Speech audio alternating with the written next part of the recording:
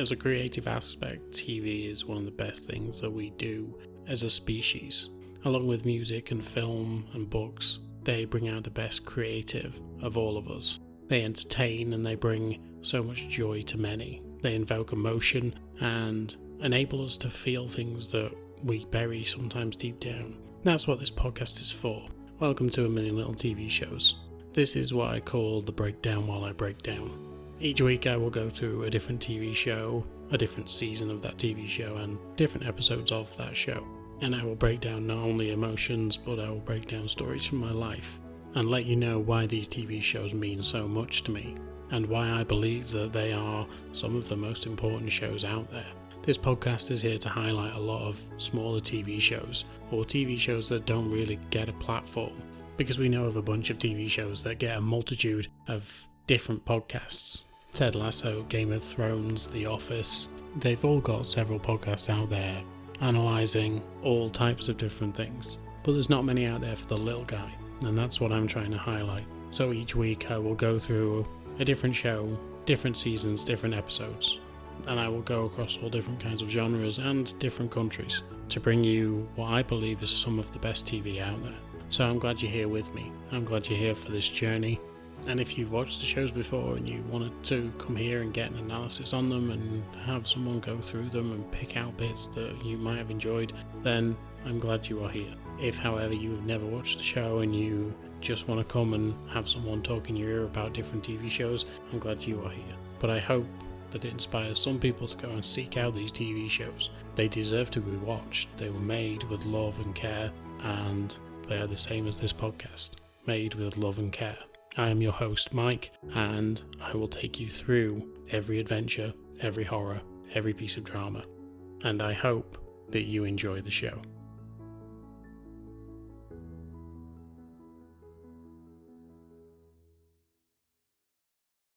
Hello there, and welcome back to the A Million Little TV Shows podcast. This is now episode 2 of season 9, and thank you so much for being here today. Today we're going to be covering an amazing show called 0 Day. Now, when you get Robert De Niro on TV, I think it deserves a shout out. This seems to be a mini-series of sorts. I don't think it's going to come back for a second season, and I just found it phenomenal when I actually watched it. The actual cast of it is phenomenal as well, but Robert De Niro heading this out was the one that made the headlines. He appeared on several different TV shows at that point, and of course many podcasts, including the incredible Off Menu with James Acaster and Ed Gamble. So it was amazing to hear him on there, because I listened to that episode. I listened to all their episodes. I think they're great, but I listened to that episode in particular and thought it was mind-blowing to have a legend like that on. However, this show is a political thriller and stars Robert De Niro, Lizzy Caplan, Jesse Plemons, Joan Allen,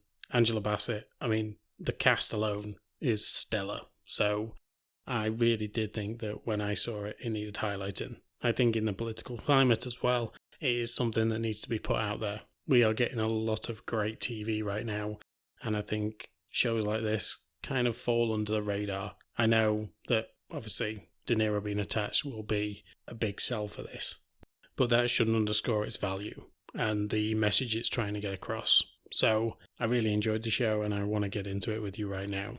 However, before I do, let's just get the corporate shilling out of the way. So you know where to find me. I am on Spotify, Podbean, Apple Podcasts, wherever you get your podcasts from, I am there. I am over on Instagram, where you can contact me. I'm over on Blue Sky now instead of Twitter, because it's a cesspool. I am in a multitude of places where you can find the podcast. If you go to my Linktree, you will find all of those places.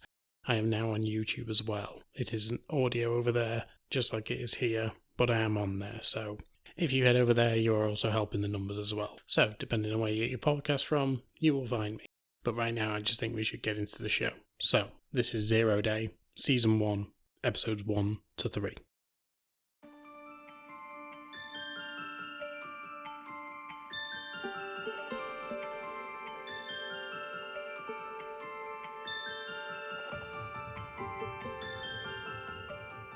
Episode 1. This first episode takes place over a couple of days, and we start by meeting a man named George Mullen. He's a former prosecutor, Vietnam War veteran, but more importantly, he's the former President of the United States. He's a man who was respected on both sides of the aisle, and a man who garnered respect from anyone and everyone who knew him. He's now in his retirement age, and he meets a woman named Anna Sindler. Anna is there as a prospective ghostwriter. The former president is writing his memoir, but it would seem that he's been doing this for quite some time now. And Anna is there to help the process go along. When she gets there, however, she notes that the former president has a multitude of books, all notebooks that he has kept copious notes over the years. And so she questions how hard it would be for him to write a book. He has all these notes and he could create volume after volume if he really wanted to. But I suppose that's the point. The books are there as notes, but there is nearly 300 books there, all with a multitude of notes, and it would mean that the president would have to sift through over and over again to just try and find something in there. Once the president rejects any help from Anna, she leaves. He tells her basically that the publisher who sent her will either get his book or they will get their money back. But she is not to worry. She heads out, and as she does, she calls the publishing agent. She tells them that basically it's a no-go. The former president isn't willing to actually engage with her. At which point, her phone starts to fritz out. She looks in the front, and the driver's phone, which is attached to the windscreen, also starts to fritz out. At that very moment, a message flashes up on the phones that says, "This will happen again." And we also see that all the signalling in the area has gone out, so traffic light signals and all that have gone down. Right at that moment, Anna and her driver cross a railway line, and as they do, because there's no signal to stop them, a train ploughs right through them, instantly killing Anna. It's at this point that we start to realise how bad this has all got. This isn't just a normal attack on just someone. This is a full cyber attack on the full United States. And so now every task force within the US government is trying to find out who did this, why it happened, how it happened, and how to prevent it happening again. And this cyber attack is credited as being called Zero Day and has ended up killing thousands of Americans. Roger Carlson comes to see former President Mullen. Roger is the former aide of the president, but seems to have a murky past.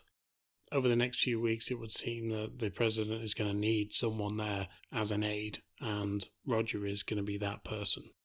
He tells the president that it would probably be a good idea if he was the front-facing candidate when it came to visiting disaster sites. Mullen says that he's no longer in that game, but there is only one true candidate that can do this, and it is Mullen. He's always been someone who's been seen as a man of the people. He is someone that is a calming influence on both sides, and he will bring Americans together. He heads to a scene, and in the middle of New York, he sees how the New Yorkers are reacting to this. Obviously, they still have the trauma of 9/11 in their veins, and they are now yelling and screaming at each other. Some people are just wanting to have the president help and have the city back to where it was, and others are blaming conspiracy theories and throwing out all sorts of accusations. Mullen tells them that they need to be calm. They need to be American. They need to think about the problem in front of them and not just blurt out the easiest conspiracy theory. Because right now, nobody knows what's going on. They're all in the same boat and they have to work together. And right now, that seems like an incredible way to actually put this. This is why I think this is an important show to be watching right now. With the current climate in America, people need to work together in that country to get it back to where it was. Division isn't going to help. Only strength comes with being together. Irregardless of what your politics is, you are stronger together. And that is essentially what George Mullen tells them. When George comes away from the scene, he heads to see the president. President Evelyn Mitchell, played by the always amazing Angela Bassett, tells former President Mullen that she needs him to head up a task force, and he will be investigating this zero-day attack by heading up the zero-day commission. But it would seem that some of the policies that this administration are putting together aren't in the best interest of some of the people. For instance, Mullen has the chance to basically pull people off the streets if he believes that they are anywhere connected to this actual incident, which again, after certain activities in the US with people being pulled off streets for no reason, it's very telling. And of course, this is opposed by many congresspeople, including one from New York who is actually the former president's daughter. Alexandra Mullen, played by Lizzy Caplan, is opposed to everything that her dad is going to be standing for over the next few months, weeks, days, whatever it is, however long it takes. Mullen then heads over to the CIA and he speaks with the director there, who he has a secret meeting with. We don't actually get any information from that other than the fact that Mullen actually wrote it in his diary. So once again, we have these notebooks that were in his office. He always keeps one on him just in case he has any information to write down. He writes this information down and doesn't say a word to anyone else about it. Obviously, it's highly classified. It's CIA, for God's sake, so it would be. But he also receives some information from another source of his, a former Mossad operative, who tells him that this was all the fault of the Russians. And again, I don't think I need to draw the comparisons to, again, what is going on in America right now. And this Mossad operative, Nathan, tells him that he doesn't know if the next time they speak it will be in person, or even the next time he hears his name that he will be alive.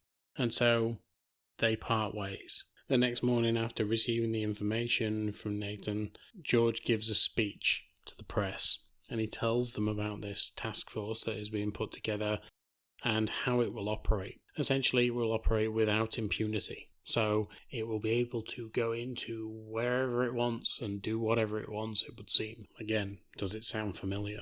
However, this will be led by a former president, a former elected official, a former prosecutor, and so he will know both sides of A, governing, and B, the law. Because nobody would want an unelected official in that role, would they?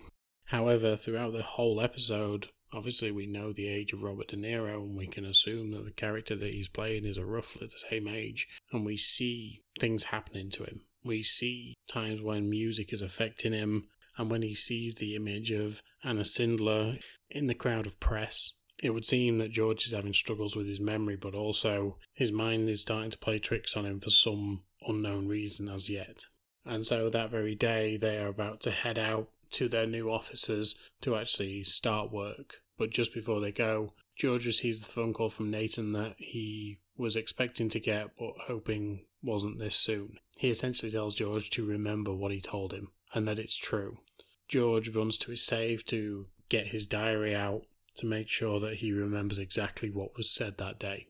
But when he tries to open his safe, it won't open. He tries several combinations, it won't open. He eventually finds the combination that he believes is correct, and when he opens it, it would seem that the diary that he's got is different from the one that he put in there. And so he believes that someone has been in his room, someone has been in his office and in his safe. He heads back into the house, and when he gets there, he starts yelling at a man in his kitchen. He's yelling for someone who hasn't worked there for 5 years, and only when his wife tells him that this man is his replacement and has been for the last 5 years, George begins to calm down, but also starts to realise that maybe he's losing his memory. And so he's got a very important job coming up with this task force that is essentially going to be the future of American security, and now he's losing his mind.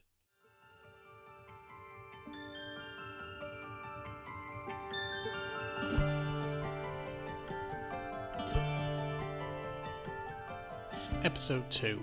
We see what happened in George's office from George's perspective, and he seems to be having these visions. And this is all taking place while he's actually on the helicopter, and he is heading off to meet his team. Once he arrives at the offices, he is taken by Melissa, which seems to throw Roger off a little bit, because Roger wants George to go into a meeting and just get debriefed. However, Melissa, who is the head of communications for Zero Day Commission, has decided that maybe it would be best if President Mullins actually met the team that were there, and not just the heads of staff that he's going to meet. And of course, like I've said, he is a man of the people, he is a bipartisan, and as soon as he walks into the room, he commands respect. He doesn't demand it, he commands it. And everyone turns around to look at him, and he addresses the crowd. While all this is going on, however, in the Bronx, in New York, we actually see a young man going into a building after he'd just been at home destroying a bunch of equipment. As he walks into this hacker cell, he actually finds all his friends or colleagues all dead. Before he can start to investigate, shots ring out and he has to run. Mullins knows that he is against time with all of this because the president has essentially told him that she needs an answer in the next 48 hours as to who is behind all this. They believe it's the Russians and all signs are pointing that way. Mullins tells her that it can't be ruled out that it is, but until there is actual evidence, there's no point in blaming anyone or pointing fingers, because it would just exacerbate the situation. Obviously, up until recently, the relationship between Russia and the US was a little bit strenuous. Now, obviously, things are a little bit different these days, but Mullins knows that pointing the fingers at Russia isn't a good idea right now. So he tells the president just to hold off for now until they can get more information. While in this meeting, former President Mullins is told basically that the attack that was carried out has left no trace on any device that it would touched. This is across all platforms, Android, Apple, Windows, and so they're not sure what to do right now. However, one believes that this could be a Trojan horse, in that it caused devastation at first, but could just be laying dormant for now until the real attack. So they're unsure as to what this actually all means, and that a future attack could be imminent. And the team are told not to breathe a word of this to anybody. George's daughter Alexandra is contacted by Richard Dreyer, the Speaker of the House, and he tells her basically that he's putting together a team. They are going to be called the 0-Day Oversight Committee, and they will be overseeing what George is currently doing and making sure that everything is there with checks and balances. Once again, it pains me to say that the current Speaker of the House in the US isn't exactly doing the same thing, and that's what he should be doing. He should be putting oversight committees in to make sure that the president or whoever the president announces isn't overreaching. Like I said, it's weird that this show came out so quickly after the president was sworn in. And of course, everyone believes that there is going to be a conflict of interest, but Alexandra isn't exactly friendly with her father, and so she's probably the perfect person to actually take this task. With the issues with her dad and knowing how her dad operates, it would probably be the best person altogether to actually run this operation. Back with former President Mullins, he takes a meeting with Roger.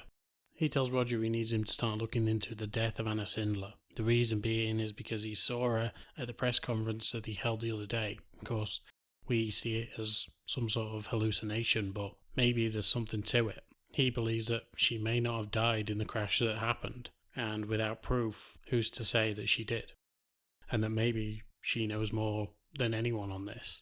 But obviously Roger is going to be put out by this because he wants to be at the president's side at all times. But now he's being cast aside to take on this smaller task. The person who's going to become the lead investigator of this is Carl Otinio, who has a strained relationship with Roger anyway, so it becomes even more strained when Roger is put on this task. Roger, however, ends up getting a phone call from a man named Robert Linden, played by Clark Gregg, who I love seeing Clark Gregg in anything because he's Agent Coulson. He will always be Agent Coulson. He will never be anybody else. Whenever I see him, even in old roles, he's Agent Coulson. That is my TED Talk. But in this role, he's playing a sleazy billionaire who essentially has influence over Roger. And so when Roger goes to see him, he essentially says that if Mullins knew about who you really were, he wouldn't let you anywhere near this whole job. He wouldn't let you near him at all. And so Lyndon tells him, I need you inside that committee. I don't want you doing this other thing. I need you to be feeding me information. Otherwise, I'll start feeding information to other people, and it could mean serious trouble for Roger. Mullins gets told about the issue in New York, in the Bronx, where 2 people have died and 1 has been seen fleeing from the scene, as well as a gunman chasing him. And it's at this point that they realise the man chasing is actually a Russian operative. And so, as soon as he hears this, obviously the president hears this as well. She's not impressed because she seems to be the last one to hear this, and it didn't come from George. She calls him up and she tells him that they need to start ramping this investigation up, otherwise she's going to have to start targeting Russian assets. and right now she is not afraid to do so. And this is where she reiterates the 48 hours that he has. He needs to start getting this investigation wrapped up and giving more information so that the president can make her judgments. Roger ends up heading over to the morgue, and while he's there, he finds that the body of Anna Sindler is actually missing. Now, the way that this is shot is ridiculous, as far as I'm concerned, because the morgue technician goes down to the drawer, he opens the drawer, and then he pulls the full bed out. And then when he pulls it out, he then comments that he doesn't know where the body's gone. Like, surely you'd know as soon as you pulled part of it out that there should be something there. And it just seemed a very strange way to do it. It was very dramatic of pulling the whole thing out and then going, I don't know where this is. Like, just felt stupid to me. But anyway, Anna Sindler's body has gone. And so now Roger has to go and explain that to the president, or former president. However, once Mullins finds out that his daughter is going to be the one that's investigating him, he tells Roger that he needs to go over to see her because he's always been able to talk to her and he always seems to get her on side. Turns out the reason for that is because when he goes over to see her, it seems that they have a regular arrangement, and by that I mean they're sleeping together. So while he's there, he starts to ask her questions, but essentially he wants to be there in a non-official capacity. He knows the answer to what she's going to say. Essentially, she isn't going to go easy on her father. She knows that whatever this committee is, it doesn't really need to be formed in the way that it has been, and that it needs to be properly regulated, and that she is the person to do it, even if she was put there under some duress. The other Mullins in the family, Sheila Mullins, who is George's wife, actually ends up meeting with a woman called Valerie. Valerie is the former chief of staff for George under his previous administration while he was president. Sheila Mullins essentially asks her to take up the role again as the chief of staff for this 0-day commission. It would seem, however, that both George and Valerie have a past together, and it seems that it isn't just a working relationship. But Sheila knows all about it, and she still wants Valerie to go in and be George's right-hand person because she knows that Roger isn't up to the job. But Sheila knows how serious this situation is and knows that someone like Valerie will be invaluable to her husband. She just has to hope that nothing happens between the two of them again. Mullins' team end up finding out the man who was running away from the gunshots earlier on in the episode is actually a man named Patrick O'Keefe. They manage to track him down after he has gone to see his sister, and she is essentially helping him escape. He's trying to get out of the country on some sort of cargo ship, and just as he reaches the port, the police show up and they take him into custody. However, it would seem whoever these people are who were shooting at him are still coming after him. They were very, very close to actually catching him just before the police did. However, when he ends up at the FBI officers, he essentially tells them that he was nothing but a hacktivist. He says that he wasn't doing anything bad. He'd created something that was essentially a nasty bug, but nothing that would take out full networks and systems and all sorts. And so his hacktivism team weren't culpable for this. Just before President Mitchell is about to address the nation and tell them her findings and what was going to be happening next, she is obviously about to tell them that she is ready to attack Russia and what that will mean next. But George and, more in fact Roger, end up getting some information from a mysterious man who turns up in Roger's apartment. He essentially tells them that it wasn't the Russians. Whatever this was, it came from within the American government. It was leaked by someone inside the government and then released across America, causing all these glitches and power outages and essentially killing thousands of people. And so just as the president is about to address the nation, she has to cancel, and eventually George takes the reins and tells them what they've found. He tells the country that whatever it was came from within inside the house. And so now they won't be looking at foreign enemies, they will be looking at domestic ones. Again, I hate having to draw parallels, but there are a lot going on in this show, right? And George has also been handed the name of this particular piece of software, or this attack, and it was called Proteus.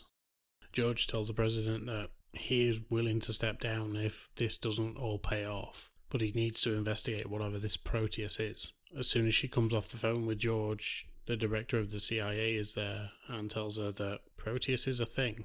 However, it's not the thing that he thinks it is. And then the director of the CIA shows the president a huge file with the word Proteus on the front.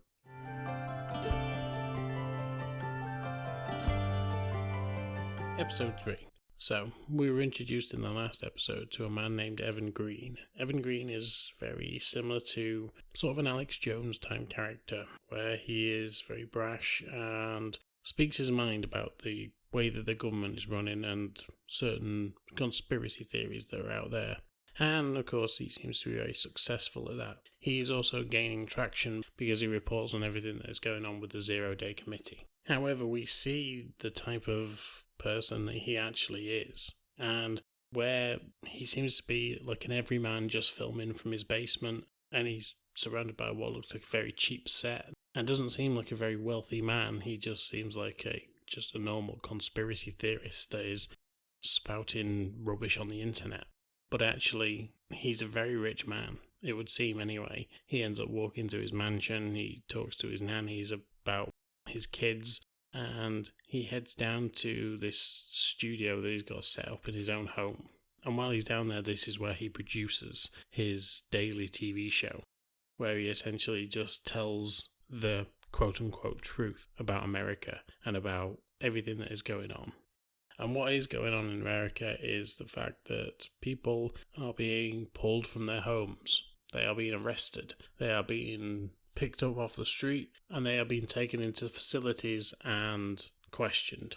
Once again, I don't need to draw the parallels of what's going on. It's harder watching this show now, after what's happened in the last couple of weeks, than it was when I originally watched this, knowing what was going on anyway. It's almost as if the people who wrote this read what Project 2025 was about.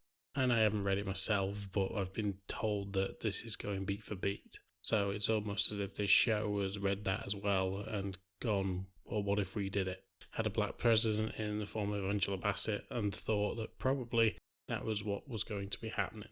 However, we didn't get that. We got what we got. And now a lot of what is happening in this show is coming to light. For instance, there is a report that a young boy has been targeted by this committee. He's been taken in the deep of night and has been stripped out of his home. And when this story is broadcast, George turns to Carl and asks if this is true. If they do have this 17-year-old boy taken in the middle of the night in a hood. Carl tells him he doesn't know. He's unsure as to what is going on. And how many times have we heard that story lately? Especially people being taken to El Salvador. So anyway, George and his team have found out that this group of people are called the Reapers. And they are the ones who actually did this attack on America, their own country. And so he has been sending agents out to go and round these people up. He has around about 45 arrests and knows of about 61 people that are involved in all of this. But they're still trying to find the ringleader. They're still trying to find the head of the snake. George, however, has decided that the medication he's currently on is the thing that is causing these delusions that he's been having. He's been hearing the song Who Killed Bambi over and over again, and he can't pinpoint where it's coming from. And so the drugs that he's on, he has decided to get rid of them, believing that a new batch is something that he needs, because right now the things that he has aren't treating him properly. But as the episode rolls on, we see that Mullen is starting to get a little bit obsessed with Evan Green. Again, Evan is one of these people who he is charismatic and he is confident in what he is saying, and therefore he seems like he knows what he's talking about. However, he's also against everything that is going on. He is someone who would like to bring government down and essentially do what the extreme left wants, which is a little bit what the Reapers stand for, which is redistribution of wealth and making sure that everyone can have a proper life and enjoy life instead of what we've got now, where one person holds the keys to the kingdom. In this case, the villain for Evan Green is someone along the lines of Robert Lyndon. Because Robert is so rich and powerful, he is the type of person that could buy an election. And with the fact that he has Roger on board, who has the ear of the former president, he could essentially just get anything he wants, really. And so this is irksome to someone like Evan Green. George, however, is still obsessed with Anna Sindler, and he sends Roger off to essentially go and dig her up. Roger has spoken to Anna's parents and has been told that they recently buried their daughter. However, George still believes that she is at large, and so he sends Roger over to go and dig up the body. Not him personally, obviously, but local police. They do so, and they take his cheek swab, and it turns out that that is Anna Sindler in that coffin. But with the erratic behaviour of George, Roger now has to think, is he going to believe it? With all the people that have been rounded up, a man named Eric Hayes has also been arrested. It would seem that Eric has been someone who has been funding the Reapers. And since George thinks that he can get a connection with this guy, he tells them that he wants to speak to him. He heads to his underground bunker in Washington and goes and speaks to Eric. However, all this is being broadcast back into George's office, and so Valerie and Carl are both watching on. Essentially, George tells him that he wants a name. He wants Eric to give him information about what happened, who did what, how the actual malware was modified so that it could do what it did. He reiterates that there was 3,400 people that died on that day, and he needs a name. He needs something, and he's not going to let Eric go until Eric tells him this information. Eric essentially says, "You've got nothing on me," but then we hear two words that have been synonymous in the last few weeks. George tells Eric that Eric has a friend who he met out when he was in Afghanistan, because he's a former military man, and he tells him this man now lives in the States, and it would seem that Eric consistently plays pool with this man. And so George tells him, look, one phone call from me and ICE could be on his doorstep, and they will arrest him and they will deport him back to Afghanistan. George also tells him that he knows that Eric's dad's sick, and any Medicare that he currently has now been revoked. Medicare won't be paying for any of Eric's dad's treatments, so things just got a hell of a lot more expensive for Eric, or in fact his dad, but we know who's going to fit the bill there. He also tells Eric that, well, we know that your wife has had issues recently, and let's say we make another phone call to social services, and your son is taken and put in the foster care system, because, I mean, let's face it, you're not going to be there to save him, and your wife is not in a fit state to look after your child. And so essentially he just threatens his whole family and his whole world to make sure that he gets the answers that he wants. It turns out that the way this all went down was the person in the CIA who actually gave up this software, this malware, he gave it to Eric Hayes. And Eric Hayes passed it on to a man named Leon. And this man, Leon, was actually the one who was providing all the money, but also managed to modify this software, this malware. And so he seems to be the true mastermind behind all of this. But when they head out to a server farm out in Idaho, they actually find that the whole place has been burnt down. Or at least it's on fire when the tactical team turns up. And so they end up with no more information about this Leon guy. Roger, however, ends up with more information. Once again, he seems to have really dodgy sources, but they seem to pull through for him. This time his information comes from Robert Linden. Robert has been slated on Evan Green's show, and he wants to get him back for what he's been saying. And so he hands Roger some pictures. Robert knows that Eric Hayes is in custody, and he also knows that there is information in these photos about Evan Green. When Roger speaks to George and the team, he shows him exactly what these pictures mean. And the pictures seem to be a connection between both Evan Green and Eric Hayes. And so it would seem that they are both in each other's clique, or have been in and around each other at some point. And so George is led to believe that now Evan Green could potentially be involved in this whole conspiracy. But not only that, it would seem that Anna Sindler has also been involved in this terrorist organisation, and maybe that is why she was also sent to George. And so George begins to watch Evan Green's show again, and it feels like the more and more Evan Green talks, the more and more he's goading George to actually come and get him. And so now, since George has a connection between both Eric Hayes and Evan Green, he believes it's time to bring him in. So he brings Evan Green in and locks him up in a cell. But it's a full-on Black Ops operation that they do. That night, after bringing Evan Green in, Roger goes to see Alex because he can't believe what's been going on, and quite frankly, neither can she. She can't believe that they've just arrested Evan Green. And when she asks Roger about it, he just can't help himself. He doesn't know what to do and just wants to get away from the whole situation. He just wants to have sex with her and forget about everything else.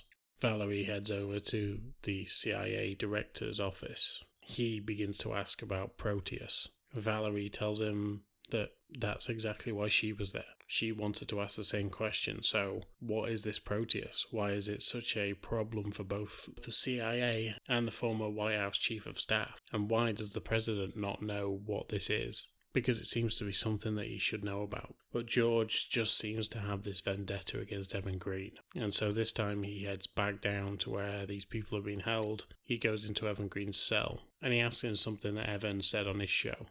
Who's the idiot now?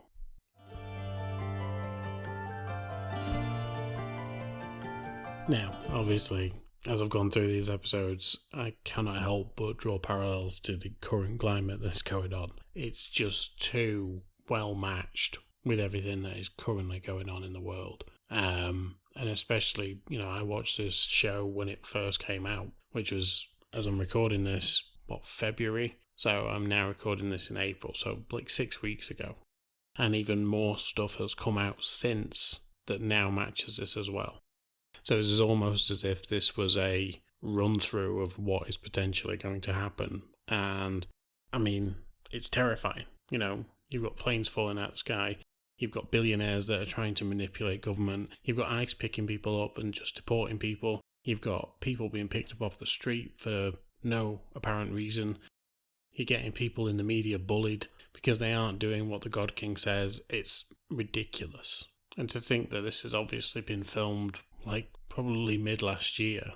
And I can only see that Angela Bassett being in it as a black female president is telling as to what was actually going to be happening or could potentially be happening. I think it was meant to mirror life. I don't think they meant it to be what it is currently. It's so tragic. And of course, the other criticism is the fact that George Mullen is old.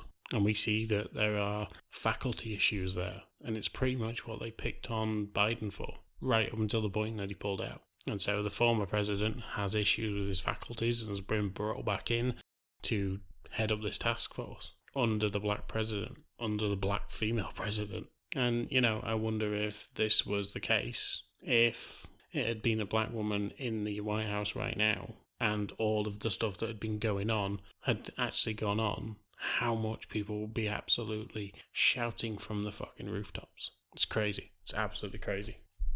Anyway, as for the show, excellent.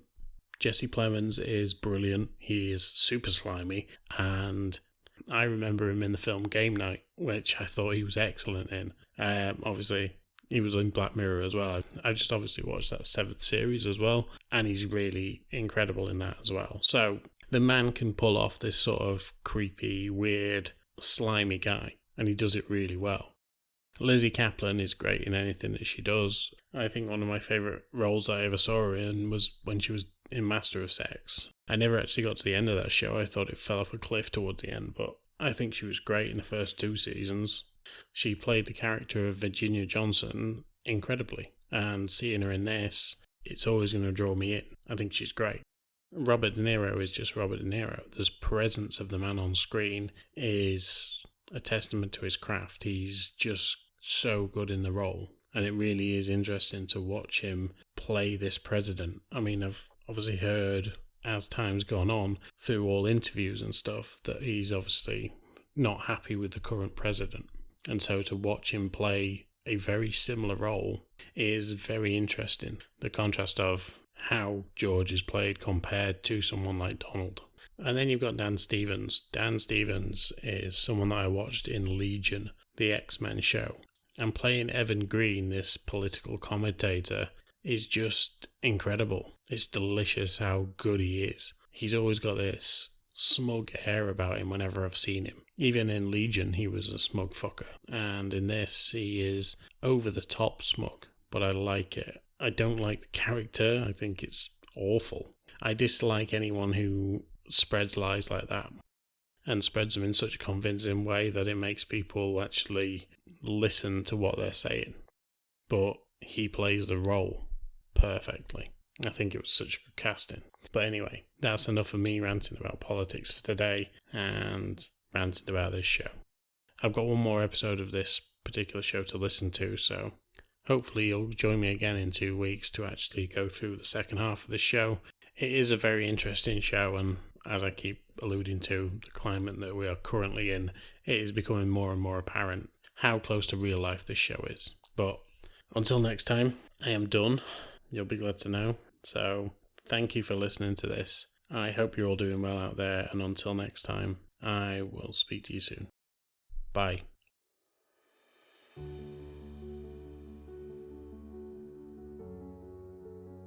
As always, thank you for listening to this podcast, and you could really help me and the podcast by giving a like, share, subscribe on all major platforms that you listen to podcasts on. As an independent podcaster, this will just help me exponentially when it comes to actually doing more things with this podcast. I truly do enjoy this, and I absolutely love revisiting these TV shows with you guys. So any engagement from you is always welcome, and I will try and listen to all of you when you give suggestions or just tell me what you think about the podcast. But once again, thank you for listening, and until next time, I will speak to you soon. Bye.